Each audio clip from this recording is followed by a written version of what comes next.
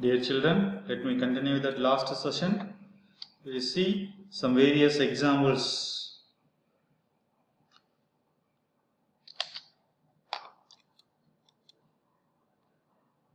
So you can see the coffee. So in coffee it's having the different constituent particles is there, no? So we can tell it as it's not a pure substance. And next is paint. So these paints are made up of different chemicals. So we can tell it as it's not also a pure substance. And next is the matter. So according to the purity, the matter can be classified into two major types. One is pure substance and another one is impure substance.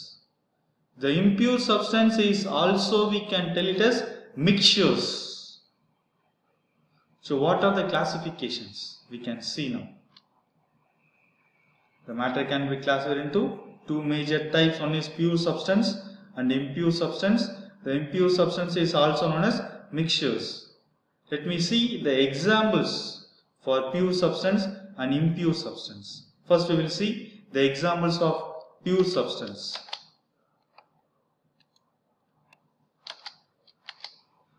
You can tell it as salt, common salt, it is sodium chloride. It's having all the constituent particles are same. And sugar also having all the constituent particles are same. And next gold. So in gold also all the constituent particles are same. So gold is a metal. All the metals which are present in a native state means only that element. That means we can tell it as pure substance. For example, silver, Ag, it's an element. It's also a pure substance. All elements are pure substance.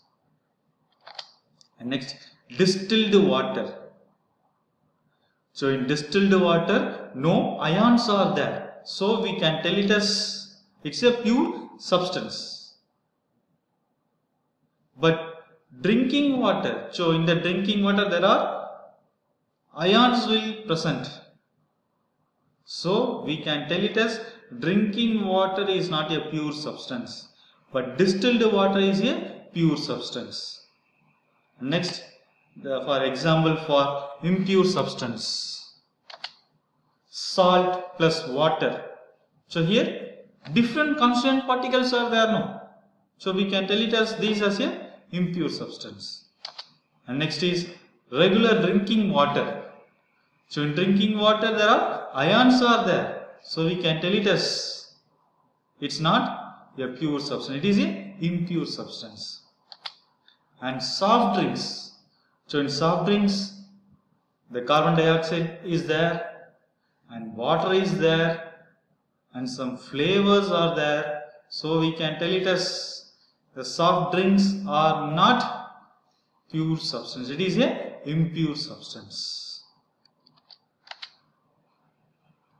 So the matter, it can be classified into two major types, depends on the purity. The one is pure substance and another one is impure substance. The impure substance is also known as mixtures.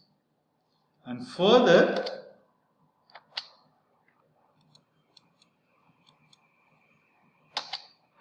the pure substance, it can be classified into two major types. One is elements and another one is compounds. Elements means cannot be broken into simpler substance. The elements means it cannot be broken into simpler substance. So in the periodic table you can see the elements now. So that elements cannot be broken into simpler substance. So example for elements, we can tell it as copper, oxygen, hydrogen. So these are all the pure substance. And one more classifications for pure substance is there, that is compounds. So compounds means it's have fixed composition. It can be broken down into elements. It's having the fixed composition is there. The ratio, it will having the fixed. For example, water. So what is the ratio? Hydrogen to oxygen 1. It is a fixed ratio. So if the substance, if the compounds are having the fixed composition, fixed ratio, it can be broken into elements. For example, the water, it can be broken into the hydrogen and oxygen. And you can take the sugar. So in sugar, the chemical formula for sugar is C12H22O11. It's a carbohydrate. If it is broken means it will be having the elements are there, no? What are the elements? Carbon is there and hydrogen is there. And you can take the sodium chloride. What is the formula for sodium chloride? NaCl. It is a common salt. If you broke the common salt by chemical or electrochemical reactions, means it will be cleaved into the two different ions. One is sodium ions, that is Na plus ions, and another one is chloride ions, that is Cl minus ions.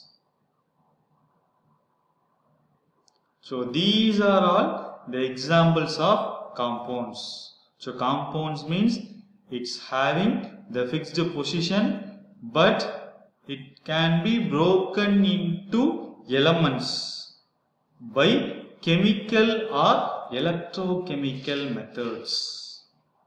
So example for compounds are water, sugar and salt. And next is impure substance.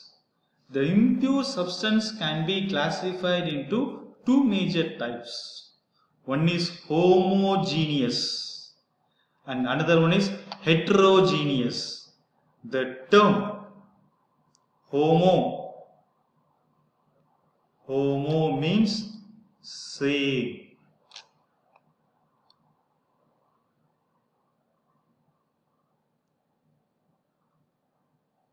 The term homo means same.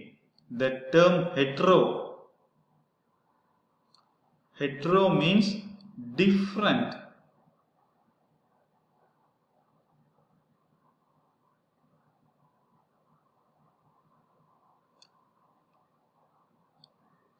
The term hetero means different. So homogeneous, it's having same phase. Heterogeneous, it's having different phase. So the homogeneous means it's having the uniform composition. Uniform composition will be there. So example, when we take sugar and we have to add water in that sugar, we can see only the uniform composition. We can't able to see the different phase. It's having only one phase is there. And one more example, when we take salt, common salt, when we add water on that, if we see means in that it's having only one phase, the uniform composition is there. We can't able to see the different phases. And when we mix the water with alcohol, so here also it's having the uniform composition. And next, for heterogeneous, in heterogeneous means it's having different phase. It is non-uniform composition. It's non-uniform composition. The example for heterogeneous is sand plus sugar. So when we add sand and sugar, we can see the sand and also the sugar particles on that. So it is a non-uniform composition. And when we add water with oil, water and oil, it will not mixed. We can see the water and also oil in that mixtures. It's having the two different phases are there. Different phases are there. If homogeneous means it's having the same phase. Heterogeneous means it's having the different phase.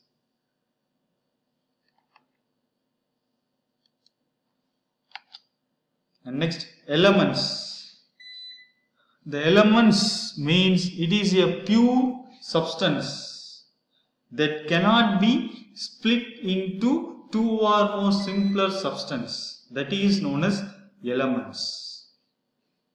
So the elements can be classified into three major types. One is metals, and another one is metalloids, and another one is non-metals. The metals it's having the property, and non-metals is also there. And metalloids means it's having both metals and non-metals character. That is known as metalloids. So metalloids means both metals and non-metals are there. It's having the properties of metals and non-metals. The metals are malleable. So malleable means it can be drawn into thin sheets. And ductile. Ductile means it can be drawn into thin wire. That is known as ductile. So malleable means drawn into thin sheets. Ductile means drawn into thin wire. And these metals, it will conduct the heat. The example for metals are copper, gold, iron. And metalloids means it's having the properties of metals and non-metals. So the example for metalloids are silicon, boron and arsenic. And next is non-metals. So non-metal means it's having the property, it's non-malleable. Non-malleable means it cannot be drawn into thin sheets. And non-ductile. Non-ductile means it cannot be drawn into thin wire. And it's bad conductor of heat. It will not conduct the heat. The example for non-metals are sulfur, oxygen. So these are all the examples of non-metals. Okay children, see you on next session. Thank you.